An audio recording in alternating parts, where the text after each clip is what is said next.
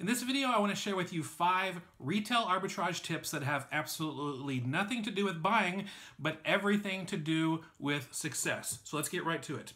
Tip number 1 is this. Retail arbitrage is not illegal. I know there's a lot of people out there who do retail arbitrage and they feel like they need to sneak around. They feel like they're doing something wrong. It's not illegal. You can go to store, you can buy things, sell it on Amazon and be able to make a profit. So it's not illegal. So source with confidence.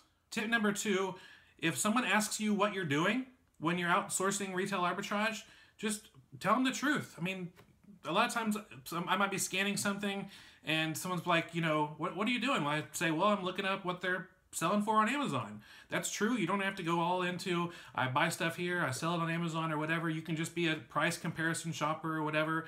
But you always tell them the truth. Just say, oh, I'm looking up the prices on Amazon. And usually that closes the conversation. But if they continue to, ask questions, answer it, then turn around and leave to give yourself some space. But, you don't have to worry about doing something wrong. Like I said before, it's not illegal. If you just want to answer their question and move on with continuing to source, just do that quickly. Number 3, if you are approached by an employee or a store manager and ask you what you're doing, again, just tell them the truth. Like we go back to number 1, it's not illegal. In fact, a lot of times when I'm asked by an employee or a store manager what I'm doing and I say, I'm just, looking up prices on Amazon, sometimes I'll even come right out and say that I'm a reseller and I like to see if I can find things to buy from them to be able to sell online. Again, you don't have to go into every detail and say that you're, selling it on Amazon for 3 times as much as they're selling it or anything like that. You can just say, I like buying stuff here and selling it online. But you can be able to let the employee know or the store manager know what you're doing, and you can just tell them the truth. They're not going to kick you out, and if they do have a problem with it, just leave. Don't make a scene or anything like that. But 9 million times out of 9,000,001, you're not going to get kicked out from a store from retail arbitrage. Tip number 4, if an employee or a store manager does ask you and you've given them your answer, let them know that you're always interested in buying great deals. Let them know that you're interested in seeing if they have any more clearance items in the back. Maybe they've got stuff on a top shelf that's hidden somewhere. Maybe they have something in another section of the store that's clearance that you don't know about. Ask them for more leads.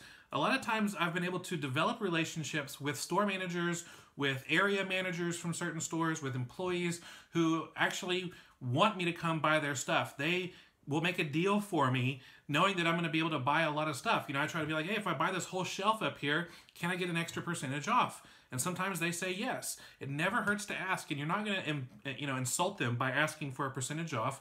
They know that you want to try to get a good deal, and a lot of times they might have some extra markdown money or something available where they can lower the price and meet you and give you a percentage off if you do really buy the bulk purchase that you're wanting to buy.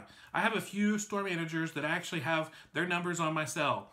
I get texts from them, I get call from them, and they will tell me that, hey, we're about to have a sale, or hey, tomorrow we have a bunch of toy markdowns, or we just added a ton of stuff to our clearance section, come and get it.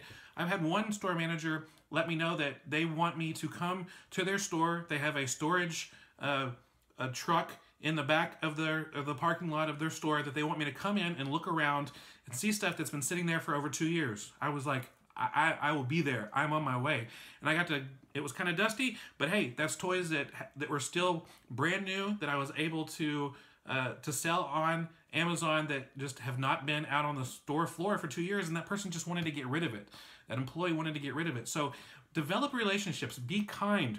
When you're going through clearance sections and it's like a wreck, just clean it up a little bit. And not that it always will come back to you immediately by being able to get a really good deal, but a lot of times store managers will begin to know if you go to the same stores over and over again, they'll begin to see, hey, this is a good guy. This is a guy who leaves things better than how he finds them, and I want to be able to help him out and give him a good deal. So it's something to consider, to let them know you might be able to find even more inventory just by asking if there's any available. And tip number 5 is just something that will save you a little bit of embarrassment and save some people at the store of embarrassment. Don't wear clothes that match the color scheme of the store. I was sourcing in Walmart one time. I was wearing this shirt.